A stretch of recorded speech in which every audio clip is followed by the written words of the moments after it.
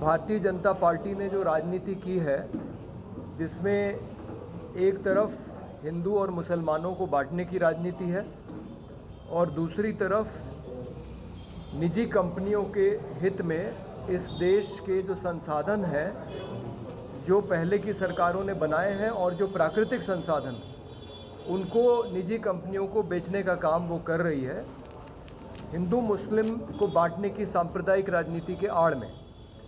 ये जो भारतीय जनता पार्टी की राजनीति चली आ रही है और ख़ास करके पिछले 6-7 साल से, जब से नरेंद्र मोदी जी प्रधानमंत्री हैं, इस पे अभी जो देश में किसान आंदोलन चल रहा है उसने रोक लगाई है।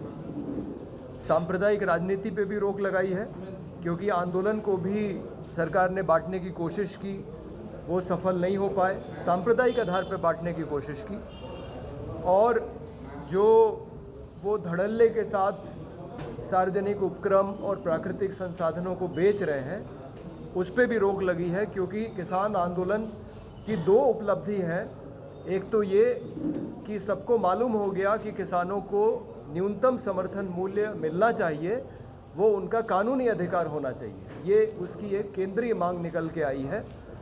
और दूसरा ये सबके दिमाग में साफ हो गया है कि नरेंद्र मोदी की सरकार जनता के हित में काम नहीं करती है, ये उनके जो कॉरपोरेट मित्र हैं, खास करके अडानी अंबानी, उनके हित में काम करती है।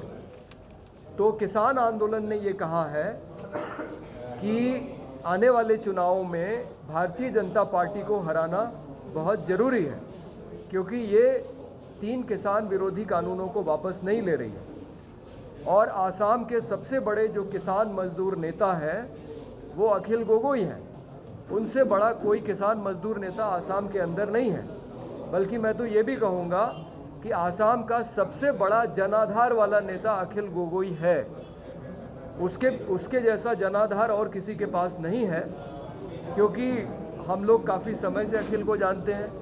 कांग्रेस के समय में भी जब वो जेल में गए थे, उनके ऊपर आरोप लगाया गया था कि माओवादी है वो, तो हम लोग आए थे यहाँ पे और हमने ये सवाल खड़ा किया था कि माओवादी कोई राइट टू इन्फॉर्मेशन का इस्तेमाल नहीं करता है जानकारी निकालने के लिए। तो पहले की सरकार ने भी और इस सरकार ने भी बेबुनियाद आरोपों पे उनको जेल में रखा हुआ है, क्योंकि जो बड़ी पार्टियां हैं वो उनसे डरती हैं। जो दूसरी पार्टियों के बड़े नेता हैं, चाहे आपके मुख्यमंत्री हो या हिमंता शर्मा जी हो, ये लोग नेता तब बनते हैं जब ये किसी बड़ी पार्टी को पकड़ते हैं जिसके पास पैसा हो। और मैं ये कहना चाहूँगा कि बाकी नेता अपनी पार्टी और पैसे के बल पे नेता है, और अखिल गोगोई बिना पार्टी के, बिना पैसे के जनता का नेता है, सबसे बड़ा नेता है। तो उसके समर्थन में हम लोग यहाँ पे आए हैं, क्योंकि हमें ऐसा लगता है कि अखिल गोगोई के माध्यम से इस देश में जो किसान आंदोलन ने एक चुनौती दी है भारतीय जनता पार्टी की राजनीति को, उसको बदलने का काम शुरू हो सकता है।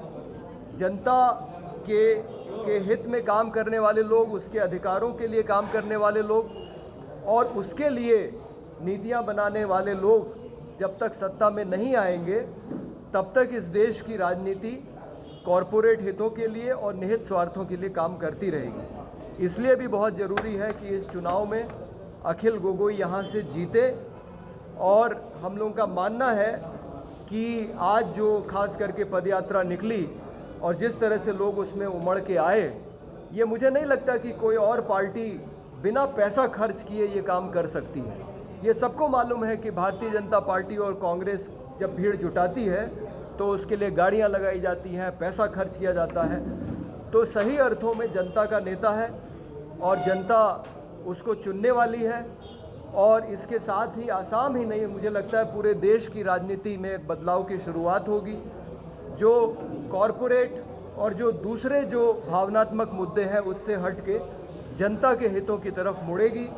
और हमें पूरा भरोसा है कि अखिल गोगोई ने जो ये एक शुरुआत की है राजनीति में, आज नहीं तो कल वो आसाम के मुख्यमंत्री बनने वाले हैं और उनको इस काम से कोई भी पार्टी रोक नहीं पाएगी, जिस तरह से उनके संगठन ने यहाँ पे काम किया है और जिस तरह से उनके संगठन ने यहाँ पे एक पहल की है। मैं बस इतना ही बात रखना चाहता हूँ।